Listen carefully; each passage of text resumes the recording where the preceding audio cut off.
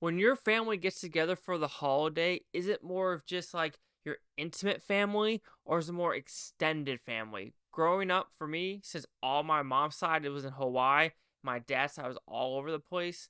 It was just us.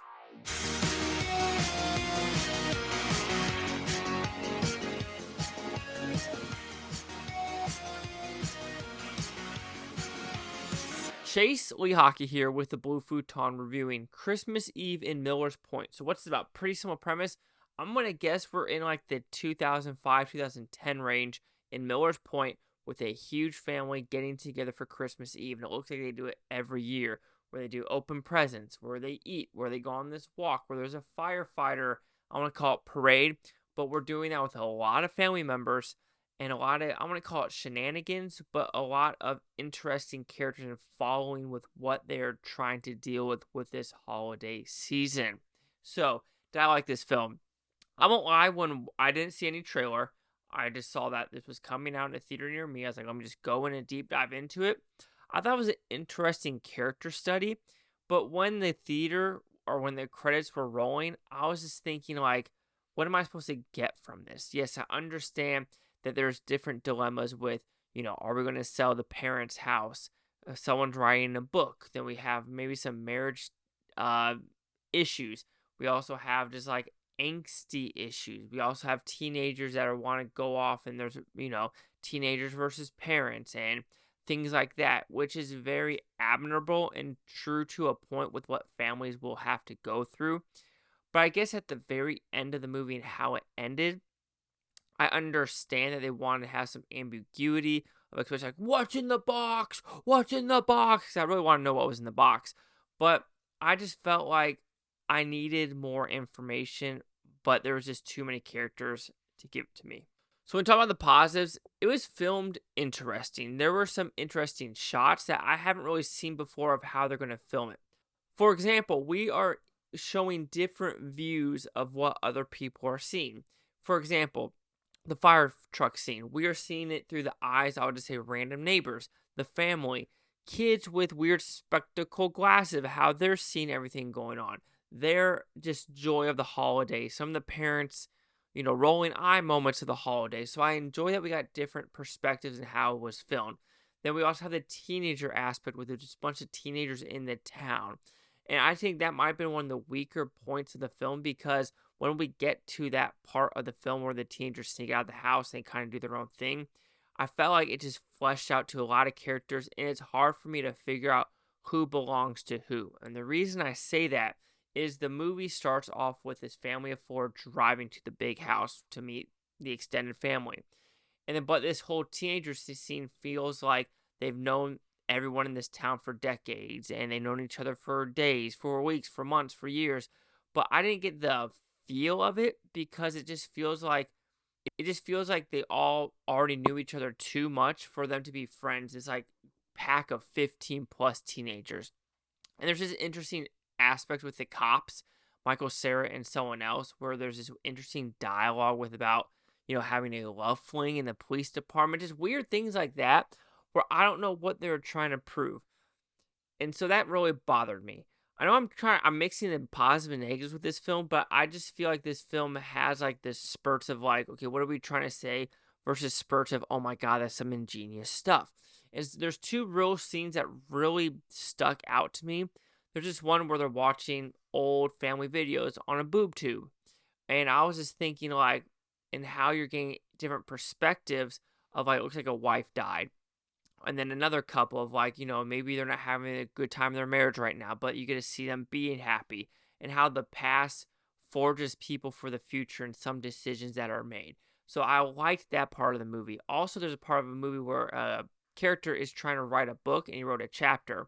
And you could tell a teenager's kind of lying about it, like, oh yeah, this is a great chapter. But someone finds the chapter of the book and it turns into something serious and it really makes you think 'cause it's written extremely well. And it's an interesting dynamic shift because in the very beginning of the movie, this guy, this uncle character, he was kind of scared to show this chapter off. But when someone actually is reading it and he's seeing the reactions of people, he actually has a sigh of relief of happiness of like, okay, maybe I am doing something positive with my life. And I do think there are also messages of that, of like, am I stuck in a rut? What am I going to do with my life? What can we do? Especially with something about video games, something about, sports and things of like, are parents pushing things on kids that they don't want to do? And I understand that to an extent, but I feel like at a point now we need to like to do kids or tell kids like, you know what? Not everyone's gonna be a YouTube star. Not everyone's gonna be PewDiePie. Not everyone's gonna do this, this, this.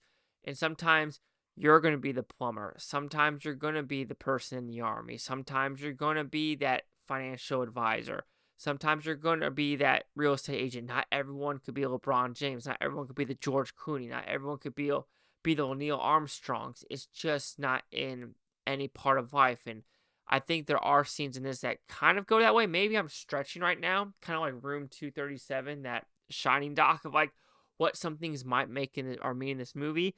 But like I said, that's what I kind of got from it. And maybe someone got completely different messaging from this film, and I think that might be a positive as well. But I do think also the negative is how it ends, and just we don't get a lot of closure with this movie because, like I said, a lot of small kids in this movie, a lot of teenagers, a lot of middle-aged people, a lot of older folks, and you're trying to understand who is who and who connects to what and how are we going to make this a cohesive film.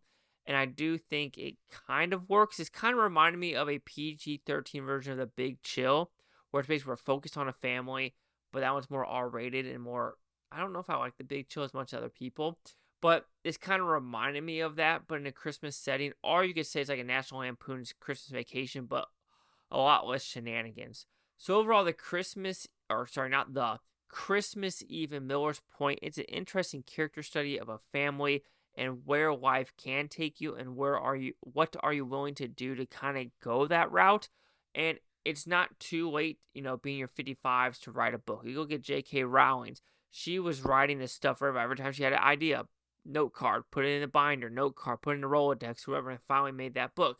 So it's also one of those things like, also there's that Dennis Farva, if I'm saying his name correctly. He didn't start acting until he's like 40 after he retired as a cop.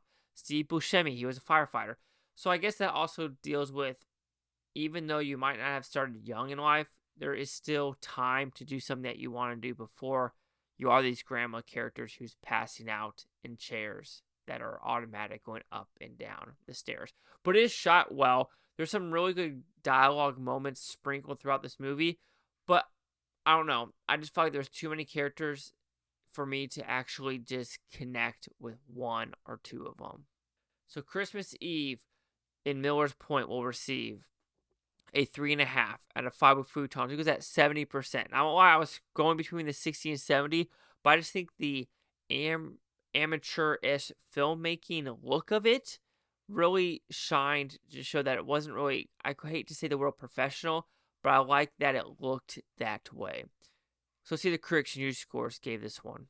So we have an 86% with the critics, 29 of them. Kind of shocked. No critic consensus and no popcorn meter. So yeah, there we go. We have the 86 and my 70.